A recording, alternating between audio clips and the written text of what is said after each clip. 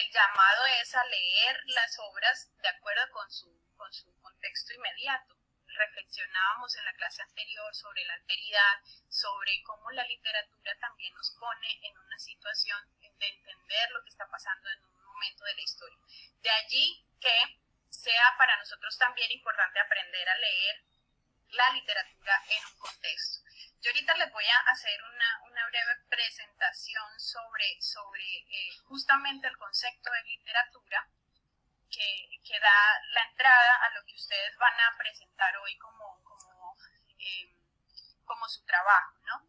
Es la entrada, ¿por qué? Porque es un recorrido panorámico que, como les dije, es el objetivo de aprendizaje del curso de este día, sobre lo que es la literatura. Muchos acá algunos tienen antecedentes y conocimientos literarios, de hecho todos lo tienen en la medida en que ya tienen un semestre en esta maestría que le antecede a esta y han visto como los diferentes aspectos de la literatura en una situación básica, pero sí es como para tener una fundamentación de lo que ha sido este desarrollo y poder designar algo como literario hoy, porque es que ese es el gran problema. ¿Qué es literatura hoy? Estamos viendo que hay unos marcos históricos, pero ¿qué es la literatura hoy? Es la gran pregunta que tenemos en este curso. Para eso voy a empezar por leerles un fragmento de Jorge Luis Borges donde define la literatura. Dice Jorge Luis Borges, es un escritor argentino, una de las más grandes figuras literarias de Latinoamérica.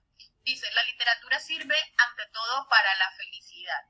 Creo que conocer literatura es conocer diversas felicidades. Siempre he intentado que mis alumnos vieran en la literatura un placer, de modo que jamás he insistido en fechas, yo mismo las ignoro. Les he dicho, desde luego conviene situar a un autor en determinadas circunstancias históricas, pero eso es menos importante que el goce de la obra. De modo que yo creo que la literatura tiene un fin, digamos, eterno, que es el de conmover, el de emocionar, y que si no se cumple con ese fin, entonces solo puede interesar a los historiadores de la literatura, personas que en general se reducen a escribir libros demasiado parecidos a la guía de teléfonos, ¿no? O al censo, es decir, catálogos de autores. Entonces, Jorge Luis Borges como escritor, no como maestro, sino como escritor, enfoca lo literario en el placer. Pero, por ejemplo, hay libros que no generan ese placer. Uno se pone a leer El olvido que seremos de Héctor Abad Lince y termina llorando, ¿no? Hay una conmoción, ¿cierto? Hay una emoción, eso sin duda. Pero también esas emociones deben orientarse y dirigirse, que es el papel del maestro en la escuela. Entonces, digamos que para Jorge Luis Borges es este concepto, este es uno de los conceptos de literatura del gozo, el de la conmoción, el de la emoción y del gozo. Para los formalistas rusos, la literatura es una forma, ¿sí?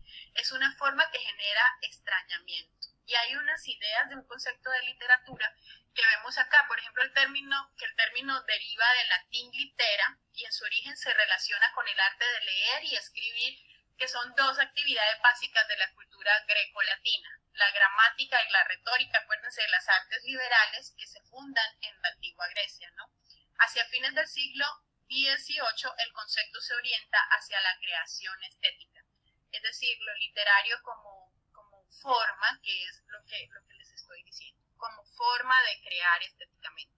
La literatura se concibe como un acto de comunicación cuya esencia se encuentra en el lenguaje que la hace posible. Entonces hablamos de un lenguaje poético literario en oposición a un lenguaje común que se constituye de una forma habitual. Y esto tiene también sus bemoles porque, por ejemplo, notamos como muchas formas coloquiales de la oralidad también se pueden insertar en lo literario para generar extrañamiento. Es el caso, por ejemplo, de García Márquez, que utiliza formas de la oralidad en su literatura. Y encontramos así muchos otros autores, sobre todo en el momento, en nuestra época actual, que utilizan la oralidad. Entonces el lenguaje poético también está en la oralidad, solamente que en la literatura se le da una intención literaria para poder hacer una emoción, generar una emoción en el lector. Ese discurso literario se da entre un autor, un texto y un lector, ¿cierto? Entonces allí es donde se genera el lenguaje poético. La lengua literaria utiliza estructuras, procedimientos, recursos lingüísticos singulares que se caracterizan porque a través de ellos el mensaje puede alcanzar una pluralidad de sentidos. La pluralidad de sentidos, que quiere decir que las personas entendemos todo de diferente manera y que un texto, para que sea literario, tiene que generar distintas maneras de interpretación. Esto también lo dice Humberto Eco en el Lector in Fábula. Cada cual interpreta desde su marco. Y no solo eso, uno puede, por ejemplo, leer hoy El Quijote. Yo lo leería hoy a mis 38 años y sería una lectura totalmente diferente a la que hice a los 24 años que hice para mi maestría, la que estaba haciendo en lingüística, que tenía un curso de literatura, donde leímos El Quijote. Es una lectura totalmente distinta. Han pasado muchos años, ha pasado toda una historia de vida, ha pasado muchos marcos de referencia que hacen que esa pluralidad de sentidos o el sentido de una obra cambie. Entonces puedo encontrar, nos pasa no solo con El Quijote, con muchos libros, uno puede encontrar mensajes distintos o cosas distintas en los libros de acuerdo con esos marcos de referencia que se dan en el tiempo y en el espacio, o cada persona entiende distinto la literatura. Un texto que es capaz de generar eso es literario. Entonces vamos viendo que hay como unas condiciones para el lenguaje, para que el texto sea poético. Si nosotros cogemos un checklist y decimos, bueno, vamos a evaluar un texto, para que sea poético tiene que tener lenguaje literario, tiene que tener pluralidad de sentido. Otra condición es que el lenguaje literario tiene que ser connotativo, posee un valor que trasciende la mera literalidad, es decir, sugiere otras cosas. Y aquí está el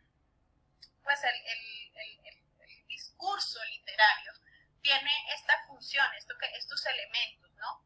Entonces, no solamente se trata de definir algo como literario, sino que también debe cumplir esta condición de ser un discurso cuyo emisor tiene una intención estética, que es crear belleza, y uno ahí dice, pero ese crear belleza lo pongo entre comillas porque uno dice, ¿hasta qué punto es la belleza? Por ejemplo, en la literatura sobre la violencia no es nada bello, pero ¿cómo se crea esa intención estética allí?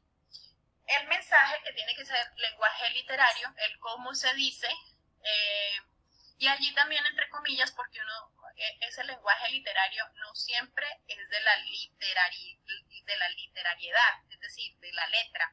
El lenguaje literario es tomado muchas veces de la oralidad. Y está también, las formas en que se dice el verso y la prosa, que son los dos géneros esenciales. Ahorita vamos a mirar algo sobre géneros también, pero digamos son los dos géneros que se dan a lo largo de la historia.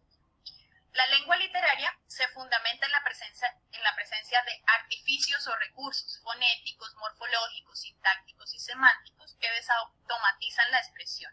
En otros términos, el lenguaje se torna ambiguo y de ese modo sugiere múltiples sentidos. Aquí quiero hacer una precisión, y es que no todos los textos son igual de exigentes lingüísticamente. Si ustedes se ponen a leer Estaba la pájara pinta sentada en el verde limón de Alba Lucía Ángel, esta es una novela muy bella, poderosa. Es una novela política en el sentido en que habla sobre el Bogotazo en Colombia, donde el personaje es una mujer que está haciendo una siesta, y todo lo que pasa en la novela pasa en el momento en que ella está haciendo la siesta, y ella en ese momento cuenta el Bogotazo.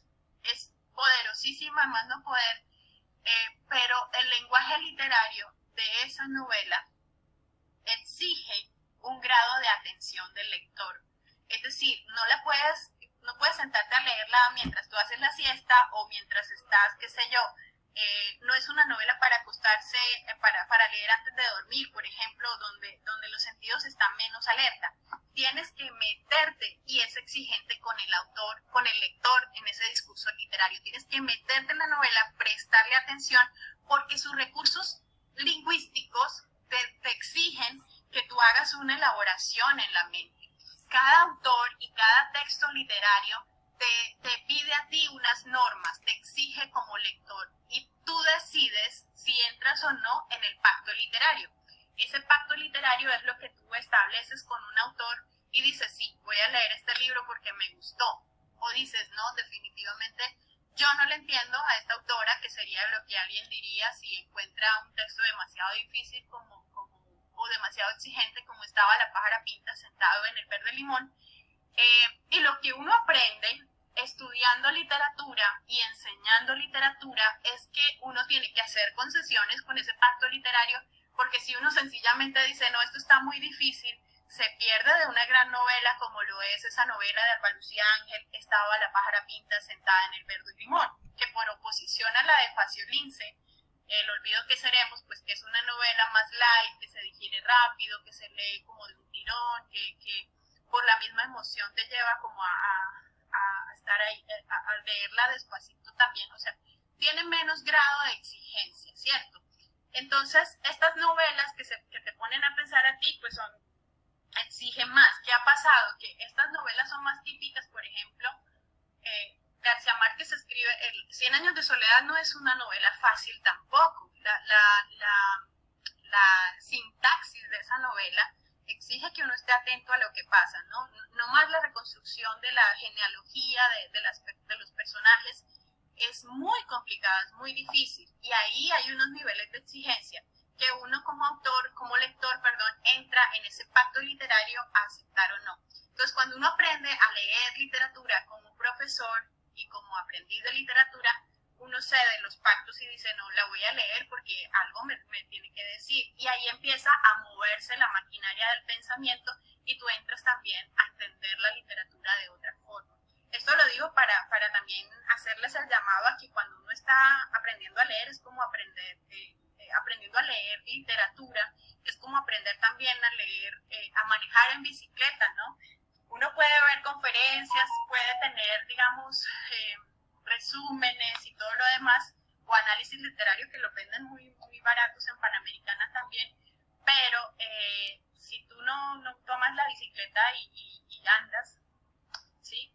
No vas a llegar a ninguna parte, sencillamente no vas a aprender realmente a manejar bicicleta. Y acuérdense que cuando uno aprende a manejar bicicleta es un conocimiento que no se olvida. Entonces la lectura también tiene utilizando esa metáfora, tiene esas, te amplía el horizonte cada vez que tú aceptas los pactos más difíciles, empiezas a entender otras cosas y empiezas a relacionarte con las letras de otra manera. Otro rasgo que caracteriza a lo literario es el de la ficcionalidad de los textos. En tanto a la representación de la realidad, la ficcionalidad alude a la creación y estructuración de mundos posibles, ¿sí? Hablamos, por ejemplo, del país imaginario. Preguntémonos, en este momento Colombia es un país complejo en una realidad, pero ¿cómo es ese país imaginario? ¿Cómo es la Colombia imaginada? Y es también compleja porque nosotros tenemos una literatura heredada de la violencia y prácticamente que vendemos es literatura de la violencia, ¿sí? En la ficcionalidad. Pero ahí es donde vamos a las distopías, de las que hablábamos en la clase anterior, que muchas veces las distopías, no hay una diferencia entre la realidad y la ficción, que es lo que son unos tipos de literatura que se dan. Pero digamos, dentro del carácter de la ficcionalidad, uno podría indicar otra condición para que un texto sea considerado como literario, es que sea un texto de ficción, ¿no? Aunque hay diferentes textos de otro tipo, por ejemplo, novelas históricas o textos históricos, que entran también en la categoría de lo literario a partir de las otras características que ya hemos enunciado. Los seres y acontecimientos de un mundo posible o imaginario son ficcionales. Su existencia artística radica en que parecen existentes y verdaderos, en el hecho de reconocer ese parecer o verosimilitud, que es una palabra clave. La verosimilitud dentro de un pacto narrativo, uno decide si creer o no lo que el autor está planteando, ¿no? Y ahí uno dice, esta novela o este texto o este poema es bueno porque te está planteando elementos que son consecuentes, que son coherentes dentro de la realidad que produce el autor. Por ejemplo, hay una novela que se llama Los ríos profundos de José María Arguedas, que es una novela bellísima que cuenta una revuelta justamente de las políticos y humanos que contiene. El autor persigue comunicar, provocar y compartir con el lector ciertas impresiones, ideas, actitudes vitales y estéticas. Habla Umberto Eco, un lector infábula del lector ideal. No porque haya un lector top, ¿no? Como que lo sepa todo y sea súper culto y entienda todo, o sepa de todo, como dice Marina Garcés, sino que ese es el lector que resuena con el texto literario, que resuena con las obras. Cuando asumimos algo que nos gusta o no, es porque estamos dentro de esa categoría de lector ideal. Cuando decidimos entrar a un texto literario que bien sea por gozo estético, por estudio con el que coincidimos, entramos en ese texto, entramos en ese pacto autoral que es el que nos propone el lector, ¿cierto? El autor, perdón. Y bueno, cuando consideramos todo lo anterior, es claro que la obra literaria no es un objeto aislado ni autónomo respecto a las condiciones que se produce, sino que está en un contexto. Por eso decíamos hace un momento que siempre tendríamos nosotros que leer las obras literarias en contexto, en el contexto histórico, político, social, cultural y personal también, en el sentido del autor y de cómo está inserto ese autor en la época. Y el contexto puede ser histórico, como les decía, todos los acontecimientos políticos, socioeconómicos, científicos, tecnológicos que condicionan un texto, o cultural, el conjunto de instituciones. La lengua también es un contexto. No es lo mismo leer, por ejemplo, que nosotros leamos la vanguardia latinoamericana, que leamos, por ejemplo, textos de César Vallejo o de César Moro también, que son de la vanguardia peruana, a que leamos el Manifiesto Antropófago en Brasil, en lengua portuguesa, porque son dos instituciones literarias diferentes, dos lenguas distintas. Los códigos estéticos, las tendencias artísticas, todo ello hace parte del estilo cultural. Aquí hay un ejemplo, La Casa de los Espíritus, una novela de Isabel Allende, también del boom literario, de esta tendencia que llamaron las editoras el realismo mágico. Aquí tenemos como ejemplo que esta obra puede explicarse si se considera el concepto del cual se originó. La tendencia de lo real maravilloso, que además es un prólogo que hace Alejo Carpentier en El reino de este mundo, sobre esa teoría de cómo se construye lo real maravilloso en Latinoamérica. Y la novela 100 años de soledad son un conjunto de situaciones sociohistóricas y políticas en Chile a las que alude. Bueno, pues hasta aquí, digamos, es como una breve introducción a lo que es ese concepto de la literatura, para que nosotros pensemos cómo pensar lo literario, cómo definir lo literario, porque es que el problema que tenemos con la literatura hoy, con todo lo que se nos ofrece como artístico hoy, es si de verdad es literatura, ¿no? Yo les voy a leer un texto de este libro que está en la bibliografía que les recomendé sobre los textos contemporáneos. Este libro se titula Alarmas Armadas. Es de un autor que murió de coronavirus el año pasado, se llama Fernando Núñez, es un autor bogotano que se radicó mucho tiempo aquí en Santa Marta, es biólogo, no era literato, no tenía formación literaria, pero es biólogo y escribió muchos libros antes de morir. Y es un libro sobre la situación del país, es un libro que tiene relatos y poemas sobre la situación del país. Y este es un poema que se titula El sospechoso. Si miramos estas categorías que enunciábamos ahorita de lo literario, el ejercicio sería considerar si esto es o no literatura. En el marco del contexto académico, por ejemplo, yo he mandado textos y sé que algunos de mis compañeros y colegas académicos leerían este texto como no literario.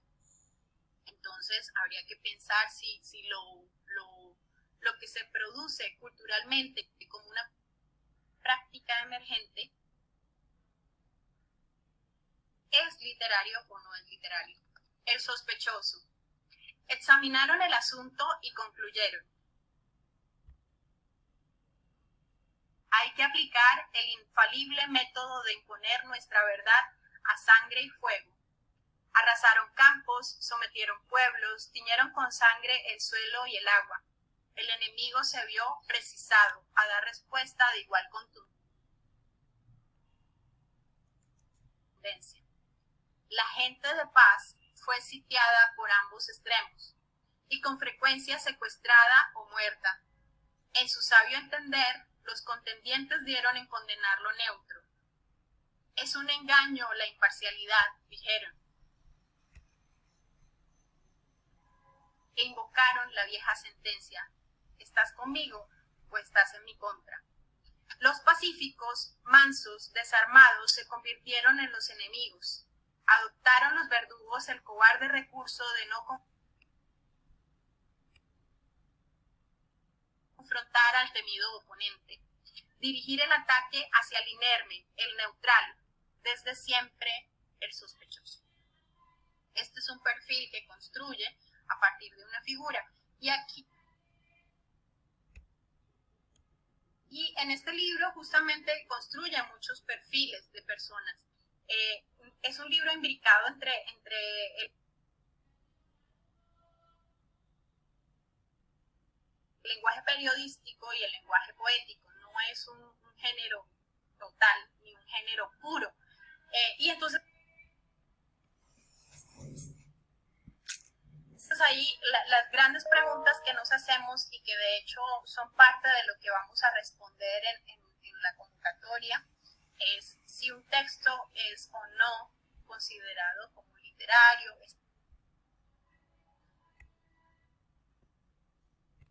estéticamente, de acuerdo con esa categoría de la emergencia. Bueno, digamos que esta primera parte de introducción nos sirve, nos ayuda a que las personas que van hoy a presentar, con quienes nos reunimos por vía WhatsApp, el día jueves, algunas ya entregaron su trabajo, quiero felicitar a las que ya lo hicieron, que podamos hoy tener también una visión panorámica, sobre todo es la idea. Como les dije en nuestras reuniones, la idea es que a partir de la literatura, como lo dice el gran Jorge Luis Borges, más allá que las fechas, los autores o el pronunciar bien o no, sí podemos tener una visión panorámica de dónde viene todo eso que se llama literario y de dónde vienen esos contextos históricos y políticos que nos llevan a pensar lo literario en una época, a definir lo literario como literario. Entonces es importante esa fundamentación para poder llegar a pensar un sujeto de nuestra contemporaneidad inscrito en unas prácticas literarias cholas en Perú, a partir de